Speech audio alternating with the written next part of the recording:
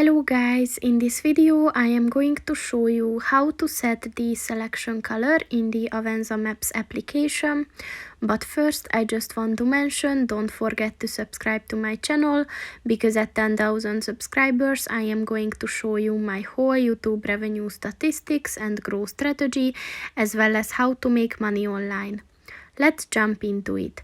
First of all, open the application on your phone.